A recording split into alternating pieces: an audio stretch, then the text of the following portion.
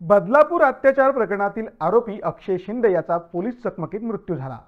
तळोजा तुरुंगातून बदलापूरला घेऊन जाताना त्याने पोलिसांची बंदूक काढून घेतली आणि गोळीबार केला। यात एक पोलीस अधिकारी जखमी झाला। उत्तरादाखल पोलिसांनी स्वसंरक्षणासाठी केलेल्या गोळीबारात अक्षयला गोळ्या लागल्या, ज्यात त्याचा मृत्यू झाला।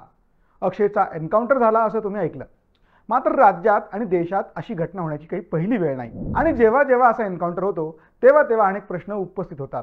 एन्काउंटर म्हणजे नक्की काय, याची सुरुवात कधी झाली, याबाबतचा कायदा काय सांगतो, चला तर पाहूयात या व्हिडिओमध्ये।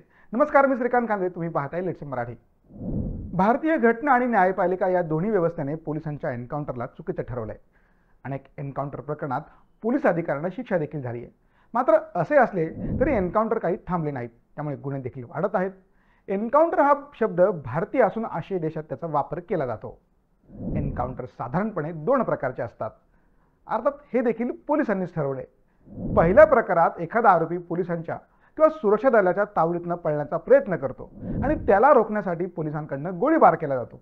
दुसऱ्या प्रकारात पोलीस एखाद्या आरोपीला पकडायला जातात, त्यावेळी तो पळ काढतो, तेव्हा पोलिसांची कारवाई होते। यात गुन्हेगारांकडून पोलिसांवर गोळीबार झाल्यानंतर त्याला उत्तर म्हणून पोलिसांकडून एन्काउंटर केला जातो। एन्काउंटरची परिस्थिती निर्माण झाल्यानंतर पोलीस गुन्हेगाराला तसा इशारा देखील देतात, हवेत गोळीबार होतो। त्यानंतर जर गुन्हेगार ऐकत नसेल तर मग आधी पायावर गोळी मारली जाते। यानंतर देखील परिस्थिती नियंत्रणात आली नाही तर शरीराच्या अन्य भागांवर गोळी मारली जाते। असं असलं तरी भारतीय घटनेत एन्काउंटर शब्दाचा उल्लेखच नाहीये। हा शब्द पोलिसांच्या डिक्शनरीतनं पुढे आला। साधारणपणे गुन्हेगार, दहशतवादी यांच्यासोबत पोलिसांशी होणाऱ्या चकमकीला एन्काउंटर म्हटलं जातं। एन्काउंटरला भारतीय घटनेत कोणतंही स्थान नाही, मात्र काही असे नियम आहेत ज्यामुळे पोलिसांना अधिकार मिळतात आणि ते गुन्हेगारांवर गोळीबार करू शकतात। आणि अशा पद्धतीने जर गुन्हेगाराचा मृत्यू झाला तर त्याला योग्य ठरवलं जातं। आता नियम काय सांगतो ते देखील पाहूयात।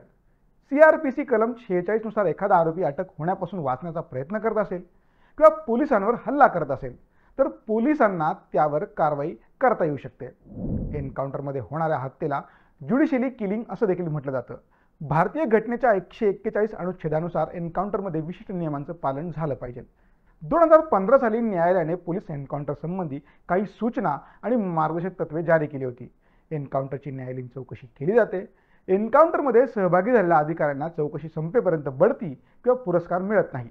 पोलिसांना प्रत्येक एन्काउंटरनंतर त्यामध्ये वापरण्यात आलेल्या गोळ्यांचा हिशोब द्यावा लागतो।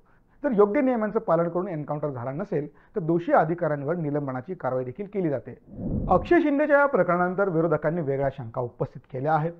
दरम्यान चौकशीची मागणी देखील जोर धरत आहे। आता हे प्रकरण नवीन काय वळण घेणार याचं उत्तर येणारा काळच देईल। मात्र ही माहिती तुम्हाला कशी वाटली आम्हाला कमेंट करून नक्की सांगा। तसेच लेट्सअपच्या असे नवनवीन माहितीपूर्ण व्हिडिओ पाहण्यासाठी लेट्सअपच्या सर्व सोशल मीडिया प्लॅटफॉर्मला फॉलो करायला विसरू नका। धन्यवाद।